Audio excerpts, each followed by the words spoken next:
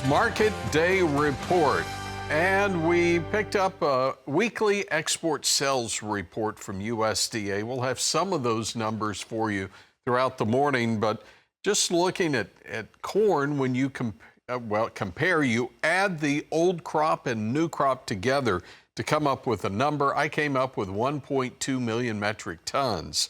Compared to what we did last week, again, adding old and new crop from last week, that's down 7% for corn.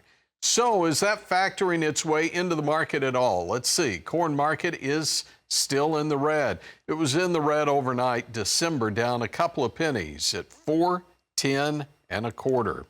Now soybeans are moving lower as well. The November still below that $10 level, 9.91 1/2. It's off 4 1/4. When I added the old and new crop for exports, nearly 780,000 metric tons.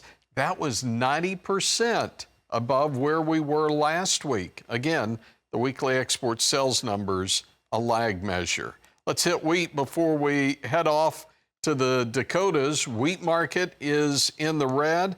Kansas City is moving higher. We had some flash sales reported overnight. Spring wheat contracts are lower, and the cotton market is higher. Tommy Grisafi, Nesvick Trading. You're on the road, Tommy. Where are you? Yeah, we're up in Baltic, South Dakota. Ag Peach Field Day. Great crowd here. Beautiful weather. First day it hasn't rained in a while, and I got to tell you, from driving all throughout the Midwest, I don't know how big the crop is, but there's a crop out here, and we're not in the middle of a drought. Spent the night in Des Moines, Iowa. They didn't need any more moisture, but the other night they had another 2 inches. So getting a nice weather break, Ag PhD Field Day, one-day event here in Baltic, South Dakota. Rain or shine, we got the nice part of the weather here, and had the opportunity to speak and educate this morning, and farmers had a lot of questions about land prices, price of corn, interest rates, et cetera, and all moving. My story, I told the farmers, was, and you can check my facts on this, Meta, a.k.a. Facebook, went up more in value yesterday after the close than twice the value of the corn crop. That's how many billions of dollars Meta was up $160 billion after hours. That's 2x of every kernel of corn produced in the United States. So grain markets are big, commodity markets are big, but they're nothing like the stock and bond market. Back to you, my friend. Yeah, exactly. And again, we rely on outside money coming into these markets to provide the liquidity, if you will. We're just not seeing much of that, however, on the row crop side. We are seeing some over on the livestock side. We'll take a quick break. We'll come back in a moment, pick up the conversation with Tommy Grisafi. This is Market Day Report. So we do have some cash sales from yesterday. I'll hold off on reporting because they were light lots that were sold, and I've still got a couple of questions here, so we'll get to that. We did have dress sales earlier in the week, $3.85, $5 higher than the previous week. All right, 4 straight sessions higher for live cattle and for feeder cattle. Front 4 months, though, opening up in lower territory, 232.75 on the August. That's down 32. We've run up nearly to 230 on the October in the open, but have pulled back. We're down 42 cents. Did hit 230 on the December contract. It trades 229.62, down 27. Then we go to feeders, and remember, we ran it up yesterday, and guess what we're doing today?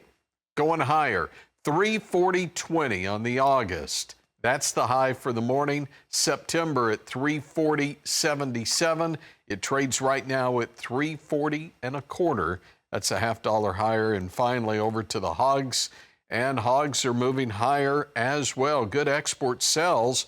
August unchanged. October, though, up a couple of pennies at 89.25. Let's go back to the road. Tommy Grisafi, Nesvick Trading. Tommy, what are you watching here? Incredible rally yesterday. I was actually driving, and I looked down at my phone, and they caught a bid that last half hour of the day Lots of speculation on what's going on. But one thing we do know for certain is the cash markets have been gently, or sometimes even more than gently, going up. Seasonally, we tend to make a high this time of year. I noticed the open interest dropped a little bit in feeder cattle. First time we've seen that in like 6 weeks. Interesting price action. The long is in control.